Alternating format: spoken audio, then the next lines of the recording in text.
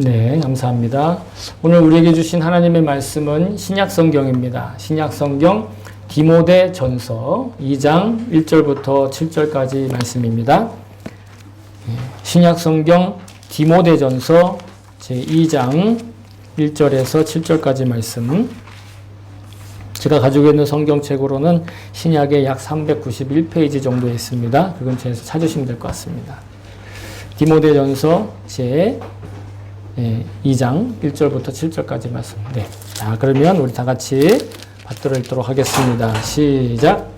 그러므로 나는 무엇보다도 먼저 모든 사람을 위하여 하나님께 간구와 기도와 중보기도와 감사기도를 드리라고 그대에게 권합니다. 왕들과 높은 지위에 있는 모든 사람을 위해서도 기도하십시오. 그것은 우리가 경건하고 품위 있게 조용하고 평화로운 생활을 하기 위함입니다. 이것은 우리 구주 하나님께서 보시기에 좋은 일이며 기쁘게 받으실 만한 일입니다.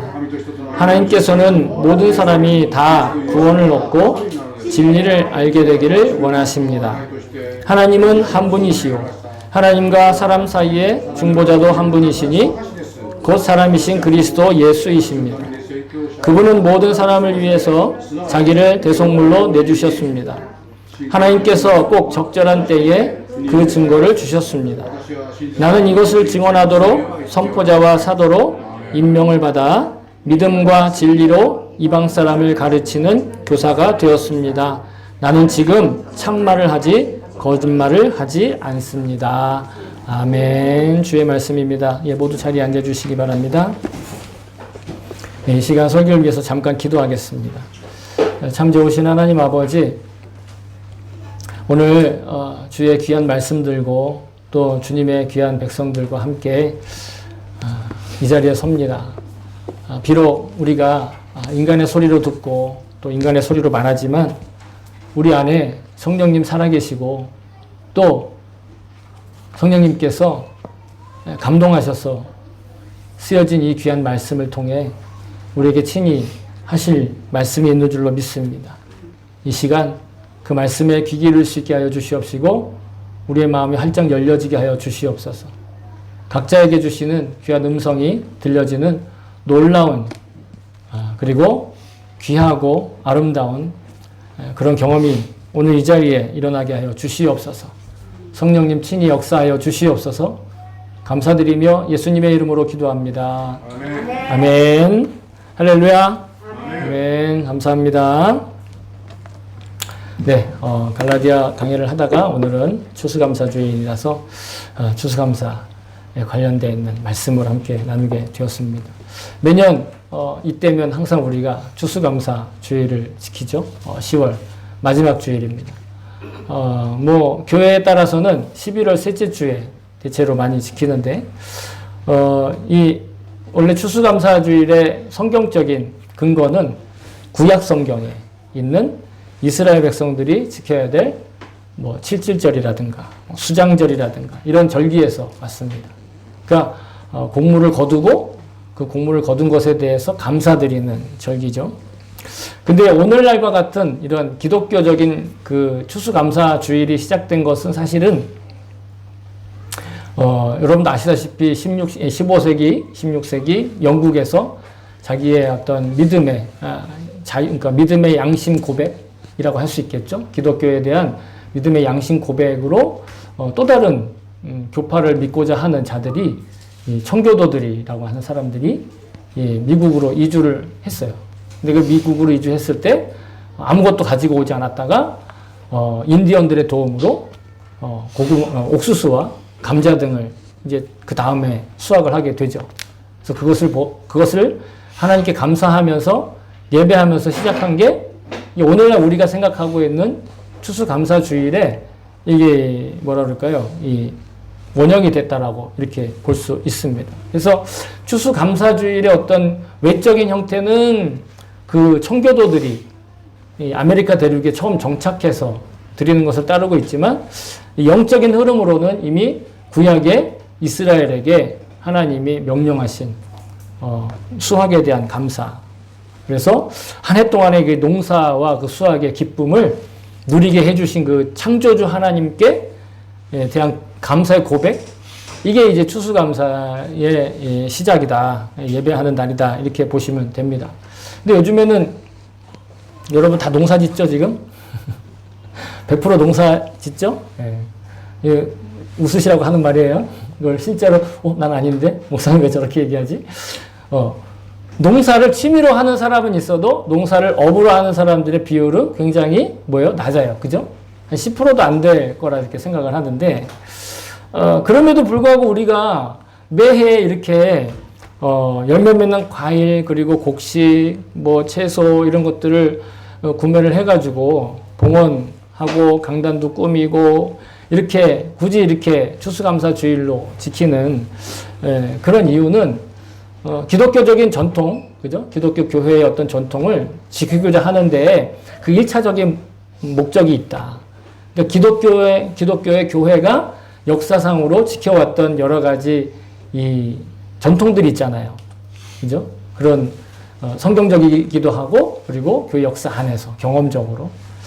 그런 게 1차 목적과 이유가 있는데, 사실은 추수감사를 우리가 내가 직접 농사 짓지 않고 내가 직접 과일을 키워서 따서 이렇게 봉헌해서 드리지 않음에도 불구하고 지켜야 되는 그런 보다 근본적이고 깊은 의미가 있는데, 그것은 이 세상의 모든 만물을 창조하신 그 창조주 하나님께서 우리가 살아가고 있는 일상과 그 생존의 기본을, 그 근원을 지탱하고 계신다라는 것을 기억하며 예배하는.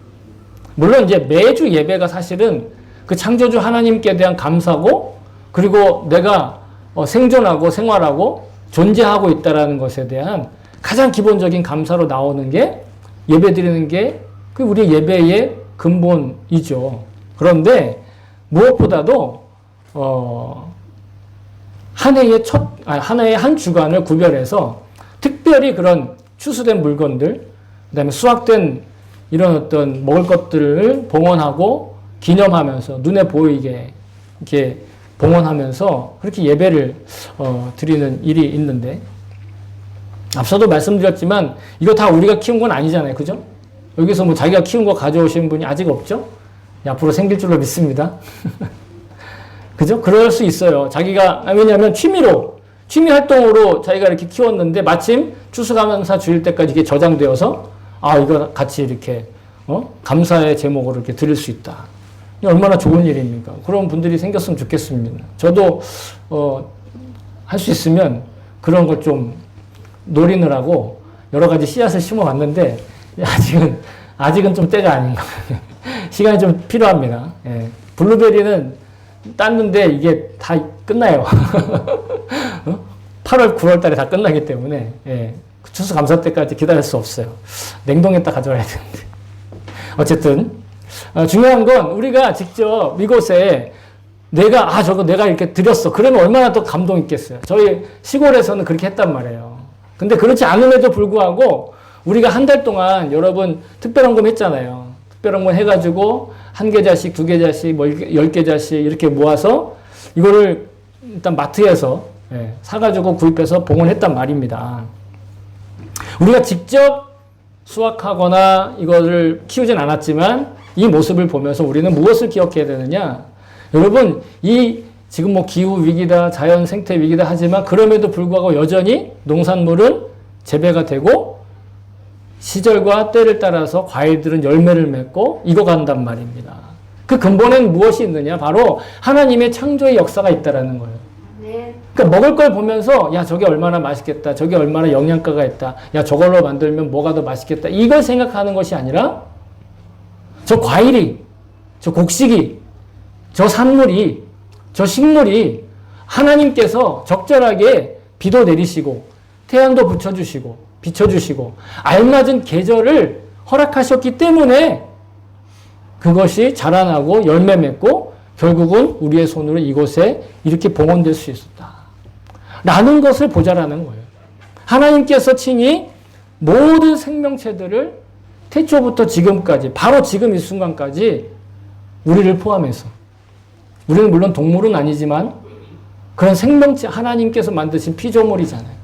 그 피조물의 하나인 우리도 마찬가지로 그 모든 산물들을 통해서 생존하게 하시고 또한 생활하게 하시고 그리고 한순간도 쉬지 않고 자라게 하셨기 때문에 만약에 우리가 어느 순간에 딱 생존이 그러니까 생활하는 생명이 딱 끊겼다. 그럼 어떻게 되겠어요? 지금 이 순간 존재할 수 없는 거죠. 생명이 끝나는 그 순간에 우리는 존재하지 않게 되는 이 땅에서는. 물론 우리의 영혼은 다른 문제긴 하지만 어쨌든 그래서 성경은 곳곳에서 이런 관점으로 하나님의 은혜를 고백하고 있는 거예요. 하나님의 은혜를 증거하고 있고 신구약 각각 한 구절씩만 소개를 해드릴 텐데요. 먼저는 고린도 후서 9장 10절이에요. 심는 자에게 씨와 먹을 양식을 주시는 이가 너희의 심을 것을 주사 풍성하게 하시고 너희 의의 열매를 더하게 하실 것이다. 씨도 주시고 자라게 하시는 분이 계시다라는 겁니다. 그분이 바로 하나님이시고 그분이 우리에게도 의의 열매까지 맺게 하신다. 또한 구약 성경에서는 신명기에 여호와께서 너희의 땅에 이른 비 늦은 비를 적당한 때에 내리시리니 너희가 곡식과 포도주와 기름을 얻을 것이다. 일본어 성경은 하나님이 직접 하시는 말씀으로 기록되어 있어요. 그죠? 하나님이 말씀, 와타시와 하나님이 말씀하시는 거예요.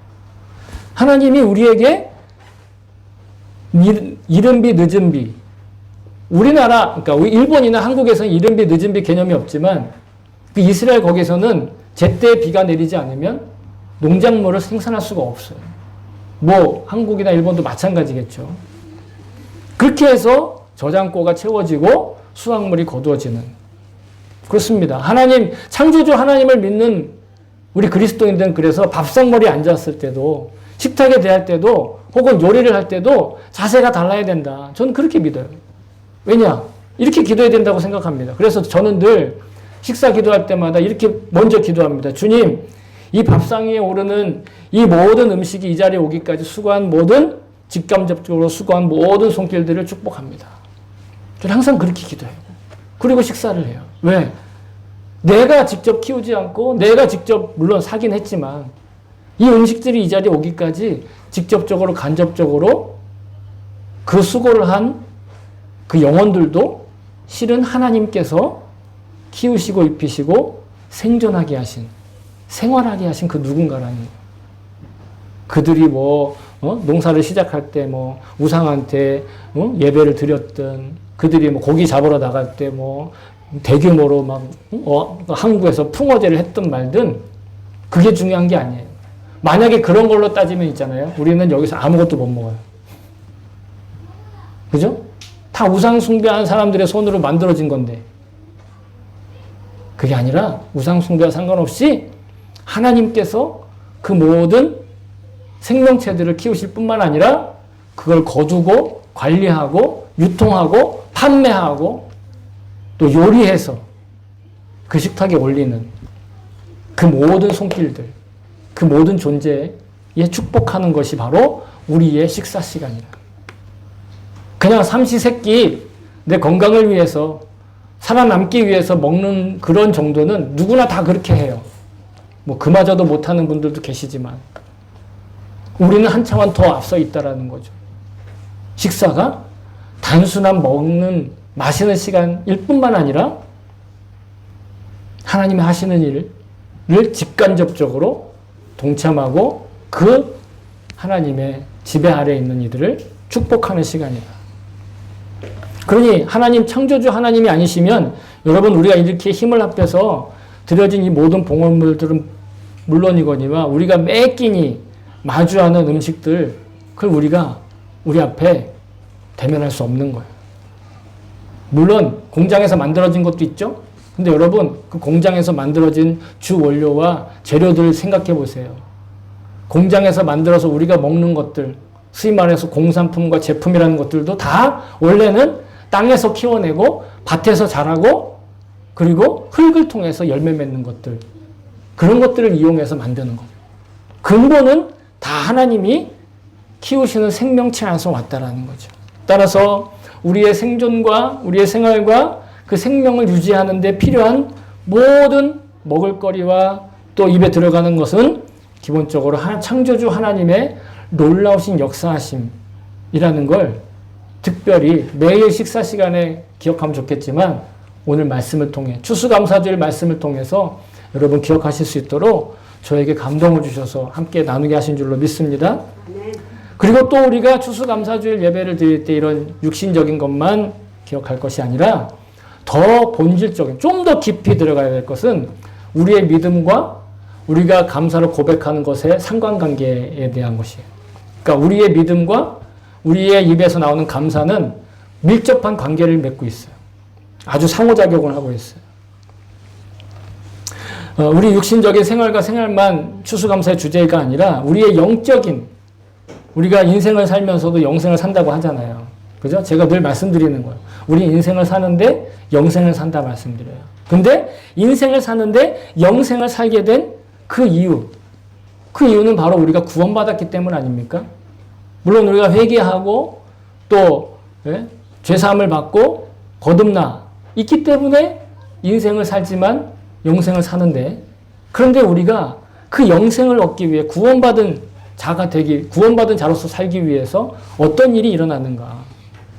여러분, 세상에 공짜란 없다라는 말 아시죠? 많이 느끼시죠? 일본에는 그런 말도 있잖아요. 타다요리 다카이모노와 나요. 타다요리 고아이모노와 나시. 뭐 이런 말도 있는데. 근데 여러분, 우리가 구원을 얘기할 때 여러분 뭔가 대가를 지불하셨나요? 뭔가 이렇게 여러분이 한 게 있어요? 열심히 신앙생활 나는 이 정도면 열심히 신앙생활 했어. 그러니까 나는 구원받을 만해. 나는 지금 그래도 내가 최소한 저런, 죄인들보다는 좀 낫지. 뭐 이런 생각 하실지 모르겠는데, 여러분, 우리가 구원받은 것에 대해서 성경은 뭐라고 말씀하시느냐? 우리가 뭔가를 했다라고 얘기하지 않아요. 에베소서 2장 8절에 보시면 이렇게 말씀하고 계시거든요. 네, 통역자를 위해서 잠깐 쉬겠습니다. 너희는 그 은혜에 의하여 믿음으로 말미암아 구원을 받았으니 이것은 너에게서 난 것이 아니요 뭐다? 하나님의 선물이다. 구원이라는 게 여러분, 우리가 뭔가를 내가 지불한 건 없어요. 내가 뭔가 한 게 없다라는 거예요. 그냥 하나님의 선물이에요. 만약에 우리가 뭔가 봉사를 하고 그 봉사로 인해서 주어진 거다 그러면 둘 중에 하나예요. 하나는 상품이거나, 그죠? 상품은 돈으로 사잖아요. 그래서 상품이잖아요. 아니면 뇌물이거나. 우리가 뭔가 이익을 얻기 위해서 누군가에게 뇌물 주잖아요. 그죠? 아니면 상품이거나. 서비스도 상품이죠. 우리가 뭔가 지불해서 얻는 거. 그런데 지불하지도 않고 얻었기 때문에 뭐라고 한다고요? 선물이라고 합니다. 난 지불한 게 없어요. 난 아무것도 한 일이 없어요. 그러면 우리의 구원의 가치는 공짜입니까? 무료입니까? 우리의 구원의 가치는 아무런 값도 없는 것입니까? 절대로 그렇지 않다는 거예요. 왜? 하나님께서 대신 지불하셨기 때문에. 내가 지불하진 않았어요. 내가 뭔가 값을 내진 않았어요. 돈을 내진 않았어요. 그런데 나 대신 누가 지불했어요. 그게 바로 십자가 예수님의 보혈이라는 거예요. 이게 매주 제가 누누이 말씀드리는 거예요. 여러분들 알고 계시지만 저 많이 들은 얘기냐, 옛날부터 그런 얘기야 하지만, 그러나 정말로 그렇게 생각하면서 잘 살지 않아요. 그냥 예배 와서 이 말 들으면 그렇지 하고 떠오를 뿐이에요. 말 들으면 떠올라요. 저문 나가면 오늘 뭐 먹지? 오늘 무슨 맛있는 거 있지? 내일 뭐 해야 되지? 아마 저 같아도 그럴 거예요. 우리의 뭐예요? 나약한 약점이에요. 그러나 여러분, 하나님께서 당신의 아들이신 예수 그리스도의 십자가 보혈이라는 대가를 주시고 우리를 구원해내셨다는 성경을 말씀하고 계세요. 인자가 온 것은 섬김을 받으려 함이 아니라 도리어 섬기려 하고 자기 목숨을 많은 사람의 뭘로? 대속물로 주려 함이라. 이 대속물이라는 게 대신 속죄하게 드리는 것이다. 그래서 일본어로는 미노시로킴이라고 표현하고 있어요. 일본어로는 죄송합니다. 이제는 이게 화면이 바뀌어가지고 그죠? 레이저가 반사가 돼요. 원래는 이 스크린이었는데 반사가 됐네.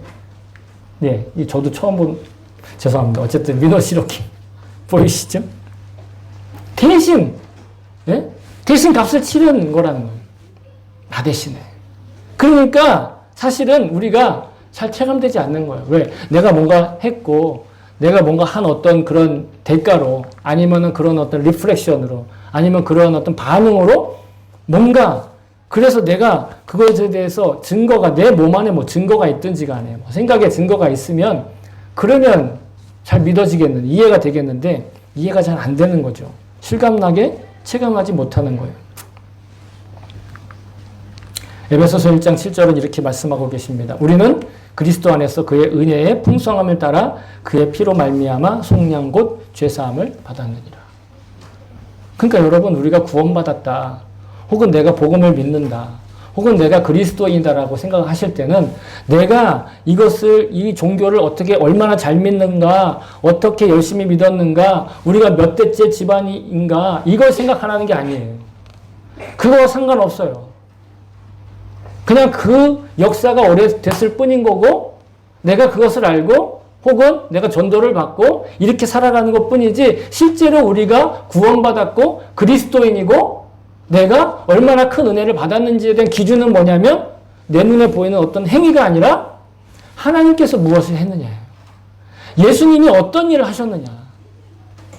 그래서 매년 절기를 정해가지고, 예수님 탄생부터 시작해가지고 고난, 부활, 그리고 성령님이 오신 거, 그리고 이렇게 추수감사까지 계속 그 패턴으로 1년 내내 돌아가면서 우리가 확인해야 되는 거예요.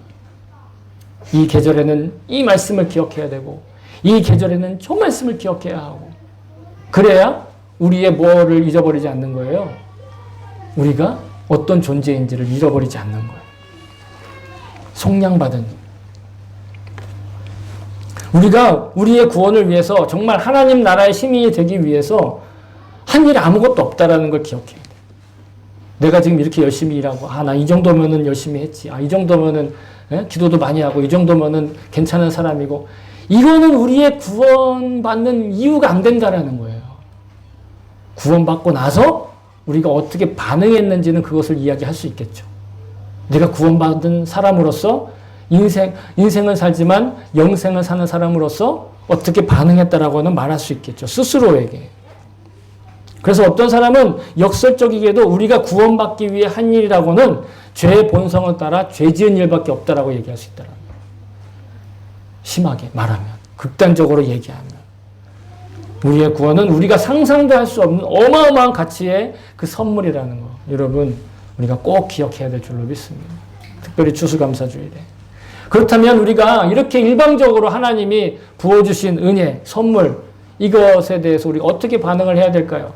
어떻게 할 수 있는 것이 무엇일까요? 하나님이 우리에게 바라는 게 뭐가 있으실까요?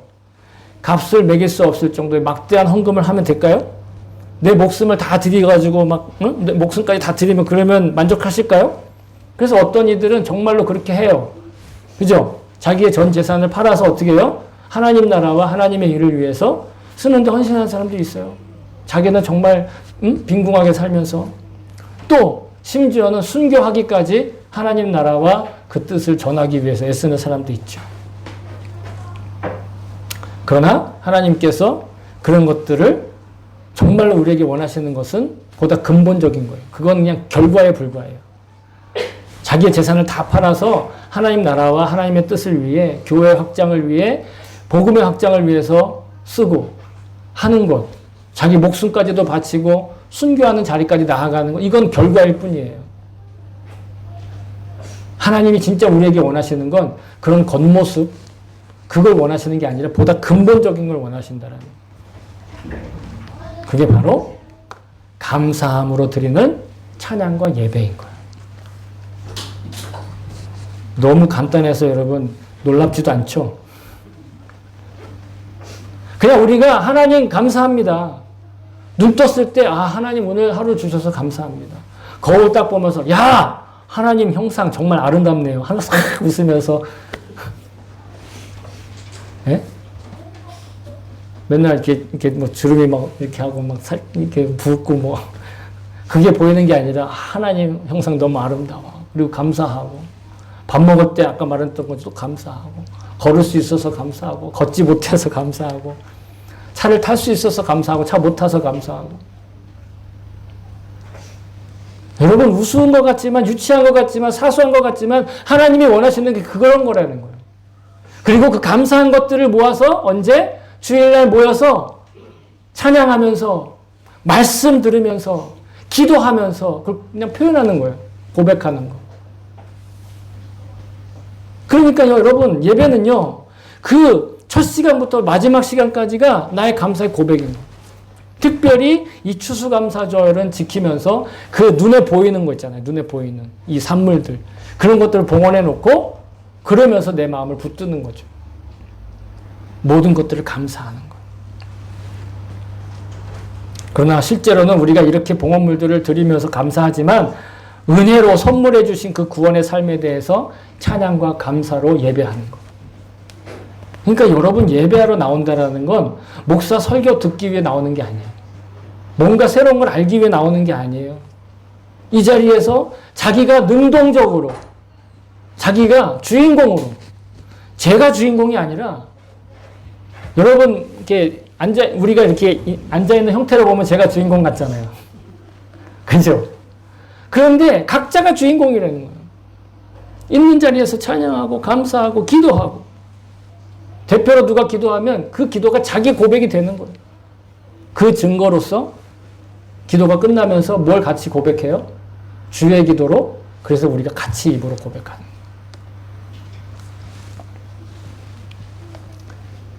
우리가 구원받은 것에 대해 감사 찬송하는 거 마치 이 농산물들이 열매 맺는데 우리가 한 일이 없지만 이 혜택을 우리가 누리고 있는 거와 마찬가지. 물론 이건 내가 돈 주고 샀지만 그냥 상징으로서. 그러니 우리가 감사할 건 우리에게 주어진 어떤 좋은 보상 아니면 값진 간증 뭐 기적적인 체험 그런 것만이 아니라 이미 우리를 구원하시기 위해서 예수님이 하신 것 하나님께서 하신 그 놀라운 값어치를 기억하면서 감사로 외치고 찬양하는 거예요. 찬양은 자연적으로 크게 나오는 거예요. 뭐 예배를 이만큼 잘해가지고 보상을 받겠다 아니면 내가 이렇게 열심히 빌어가지고 뭔가 소원을 하나님이 들어주시면 그걸 누리겠다 그러면 아직은 하나님을 예배하는 사람이 아니에요. 그냥 신사 가는 사람이랑 절에 가는 사람이랑 그냥 방향만 다른 것 뿐이에요. 아 그들이 왜 신사에 가요? 그들이 왜 절에 가요? 부처님하고 인격적인 교제를 갖기 위해서? 신사에 있는 귀신하고 동행하기 위해서? 그래서 신사 가나요? 절에 가나요? 그렇지 않아요. 그 사람들의 목적은 다 하나예요. 자기의 소망과 소원이 들어지는 거. 아, 그래서 막 첫 해에 막, 차 타고 막 바닷가까지 가가지고 막 해 뜨는 거 보고 막 소원 빌잖아요. 달 뜨는 거 보고 소원 빌고. 그거 다 하나님 만드신 건데. 왜? 하나님과의 인격적인 관계가 없으니까 그렇게 되는 거예요. 하나님과의 인격적인 관계를 맺는 게 여러분 우리 믿음의 능력이에요.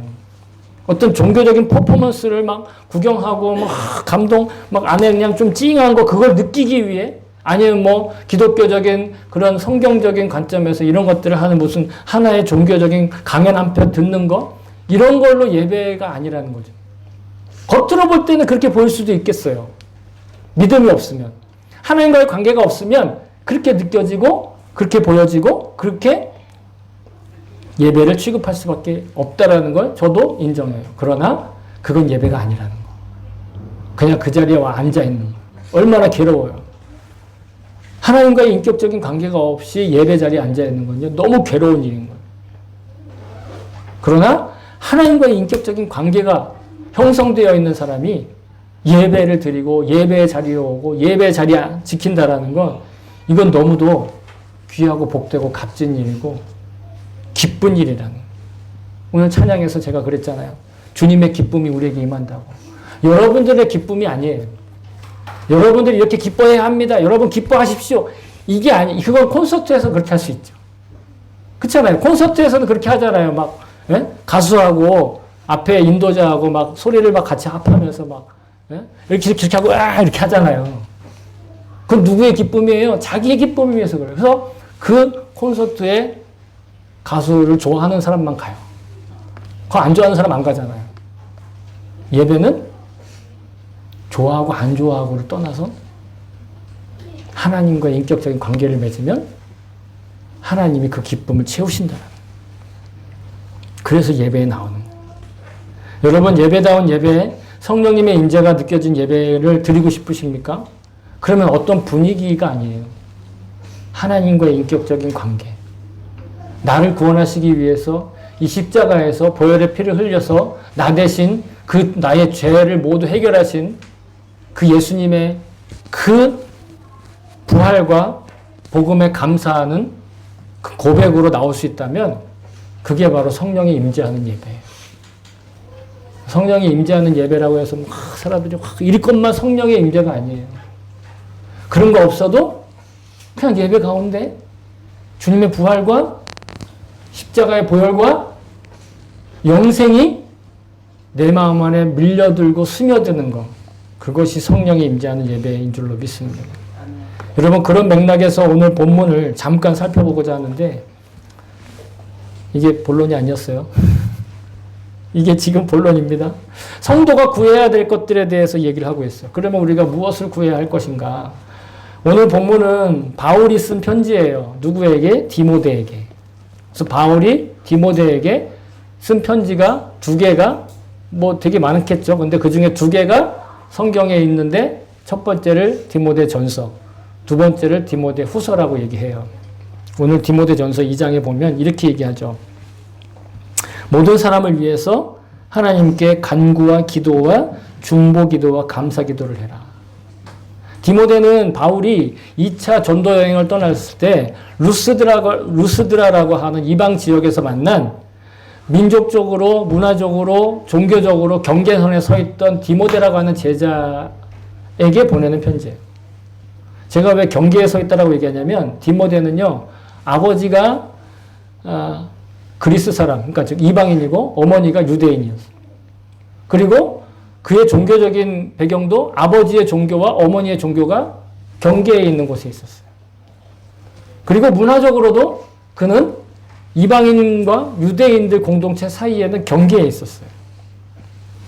나중에 바울에 의해서 발탁이 된 그는 교회 지도자로 사역하게 되는데 이 편지를 쓰는 거예요. 바울이. 교회 지도자인 디모데에게. 이처럼 디모데처럼 영적이고 문화적이고 민족적인 경계에 서 있는 우리에게 오늘 주님은 바울을 통해서 우리에게 말씀하고 계시는 거예요. 바로 우리에게 말하는 게 디모데에게 말씀하시는 것과 동일하다는 거예요. 어떻게 하라? 모든 사람을 위해 간구해라. 모든 사람을 위해 기도해라. 모든 사람을 위해 중보하라. 중보는 뭐냐면 기도로서 응원하는 게 중보예요. 그리고 감사의 고백으로서 기도하라. 우리가 생존하고 생활하게 되고 하는 것들을 생각할 때 창조주이신 하나님의 권능을 기억하고 감사하자라는 그런 뜻이기도 합니다. 전적인 은혜로 우리를 구원하신 그 하나님의 선물을 생각하면서 그리고 감사하며 살자라는 거예요. 모든 일에 대해서. 모든 것에 감사하는 거예요. 여러분 잘 아시는 말씀이에요. 데살로니가전서 5장 18절 범사에 감사하라. 이것이 그리스도 예수 안에서 너희를 향하신 뭐다? 하나님의 뜻이다. 여러분 하나님의 뜻은요 명확해요. 모든 것들에 감사하는 거예요. 그래서 감사하면 감사할수록 여러분 우리의 믿음이 자라나는 거예요. 우리의 믿음이 자라나지 않고 우리의 믿음이 연약해졌다라고 생각할 때 여러분 더 많이 기도해야 되고 더 열심히 봉사해야 되고 더 열심히 예배 나오고 그거 중요하죠. 더 중요한 게 있어요. 모든 것들에 감사하는 게 회복되면 그런 믿음이 다시 살아나요. 모든 것들에 감사하는 것. 누구에게? 하나님께. 모든 것에 감사한다고 해서 그 자체에 감사, 고통에 감사하느냐, 문제에 감사, 고통과 문제에 감사 안 해도 돼요. 그러나 그 고통과 문제까지도 우리의 유익을 위해서 허락하신 누구에게? 하나님께 감사할 수 있으면 그러면 모든 것에 감사하는 거예요. 그러니까 내가 잘생겼어도 감사하고 예뻐서도 감사하고 못생겨도 감사하고 안 생겨도 감사하고 제가 젊은 시절에 만나는 자매마다 다 이렇게 받아들여지는 그런 외모였다면 감사한 일이겠어요? 지금 우리 통역자를 못 만나는 거죠. 죄송합니다. 잠깐 우스갯소리였어요. 어쨌든 간에 우리가 모든 일에 다 감사할 수 있는 건 하나님께 감사하라는 거예요. 그러면 하나님께 대한 믿음이 자라나는. 구원자이신 예수 안에 있는 하나님의 뜻은 모든 것에 감사하는 거예요. 예수로 구원받은 자들이 감사할 것을 찾아내는 것, 그것이 하나님의 뜻이라는 거예요. 우리 일상 가운데서 모든 그냥 감사할 걸 찾아내는 거예요. 네? 심지어는 제가 썼던 그 한동안 제가 하루에 50개씩 감사를 막 쏟아냈을 때가 있었는데 그때 했던 게 뭐였냐? 거울 보면서 하나님의 형상 고백할 수 있어서 감사합니다. 운전할 수 있는 감각 주셔서 감사합니다. 목구멍에 물이 넘어가서 감사합니다. 네? 콧구멍으로 공기가 들어가서 감사합니다. 주님께 감사하다는 거예요. 그거를 포기하지 않는 거예요. 그걸 매일매일 기록했었어요. 뭐 지금은 그렇게까지는 안 하지만 그러나 그 태도와 그 마음과 그 자세로 보려고 애쓰고 있어요. 왜? 그것이 저의 믿음을 지키는 것이니까. 그게 저의 믿음을 지키는 거예요, 여러분. 뭔가 대단한 결과나 어떤 대단한 행동을 해서가 아니라 그냥 모든 것들에 감사의 프레임으로 딱 보는 것. 그래야 예수 이름으로 구원받은 자들이 자기의 믿음을 감사로서 증언할 수 있고 스스로 증명할 수 있는 내 믿음을 자신의 믿음을 감사의 고백으로 자라나게 해야 돼요. 여러분 믿음이 자라나야 돼요. 믿음이 자라나는 데는 뭐 기도도 필요하고 예배도 필요하고 말씀도 필요한 데 있잖아요. 무엇보다 모든 것들을 감사로 볼 수 있어요. 그러면 기도도 나오고요. 그러면 말씀에 관심도 생기고요. 그러면 예배에도 적극적으로 되는 거예요. 모든 것들이 다 예배가 우선되게 되는 거예요. 하나님께 감사하는 게 회복되어야 되는 거예요. 그러면 믿음이 자라나요. 우리는 감사의 고백을 통해서 우리의 믿음이 하루에 하루만큼 자라나고 강력해진다는 것을 저는 믿습니다. 감사의 능력은 이렇게 헤아릴 수 없이 많고 광대해요. 물론 감사하는 것으로 이런저런 유익이 많고 이런저런 효능이 있고 이런 혜택이 있다. 뭐 그렇게만 말씀드리는 게 아니에요. 정말 우리가 하나님의 은혜로 살고 있다면 그리고 그것을 진심으로 믿고 있고 전심으로 믿고 있다면 또한 그렇게 믿고 싶다면 그런 마음이 있다면 여러분 종교적인 노력보다 먼저 감사하는 습관을 회복해야 돼요. 순간순간 감사하는 것, 떠올리는 것. 여러분 저는 그것을 배웠고 저는 그것을 믿고 있습니다. 심지어는 보세요. 오늘 표현을 보시면 나라의 지도자들과 관원들, 즉 공무원들, 정치인들 이런 사람들까지를 위해서도 감사할 수 있다는 거예요. 아니, 그들의 행위를 감사한다는 게 아니라 그들을 위해서 기도하는 것에 감사할 수 있다는 거예요.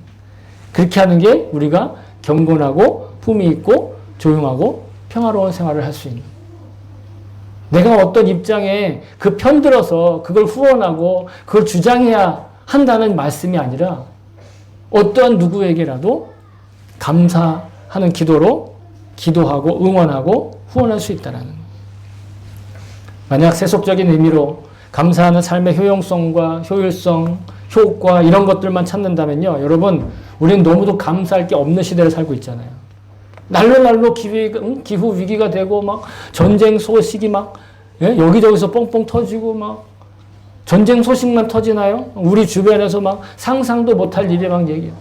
특히 일본은 어디가 터진다, 뭐가 흔들린다, 뭐 무너진다, 심지어는 우리는 얘기 안 하는데 막 다른 나라에 막 가라앉을 거다 막 그런 얘기들로 얼마나 혼란스러워요. 만약 우리가 우리 육신의 관점에서 감사할 걸 찾는다고 한다면 우리는 단 한 개의 감사도 찾을 수가 없어요. 그러니 이 땅에 믿음을 가지고 살아가는 게 어려운 건 사실이죠. 그러나 이길 힘은 반드시 있어요. 하나님께 감사하면 그 모든 불안도 두려움도 점점점 작아집니다. 콩알만 하게 돼요. 씨알만 하게 돼요. 쌀알만 하게 돼요. 먹어버리면 돼요. 여러분 우리는 이미 크고 값진 은혜의 선물을 받았어요. 성도로서 부르심을 받고 하나님의 자녀가 된 것만으로 이 자리에 나와야 된다는 생각, 예배에 나와야 된다라고 하는 그 생각만 가지고 있는 것만으로도 정말 우리는 평생 감사해도 모자랄 것 그걸 이미 다 받은 줄로 믿습니다. 사랑하는 성도 여러분, 오늘의 설교 제목은 감사가 곧 축복이다 하는 말씀입니다. 그 이유는 감사함으로 자신이 축복을 받을 일이 많아진다라는 그런 1차적인 뜻이 있는데요. 그러나 좀 더 진지하게 생각해 보면 감사하는 것 자체가 누군가를 축복하는 거룩한 행실임을 표현한 것입니다. 성도는 이미 이루다 헤아릴 수 없는 가치의 구원을 그 선물로, 은혜로 거저받은 존재임을 우리는 잊어서는 안 될 것입니다. 따라서 성도에게 있어서 인생이란 감사만 고백하기에도 부족한 시간들이다. 우리가 모든 삶의 기회를 향해 감사하는 것이 곧 하나님을 찬양하는 것인 줄로 믿습니다. 우리가 사는 모든 삶의 여건과 형편에 감사하는 것이 여러분 또한 이 땅을 축복하고 또한 아름답게 변화시키는 첫 번째 첫걸음이 되는 것이라고 저는 믿습니다. 저와 여러분이 하나님께서 명령하시고 가르쳐 주신 대로 감사함으로 이 땅을 축복하는 진정한 영적인 제사장의 삶을 사실 수 있기를 주의 이름으로 축복합니다. 아멘.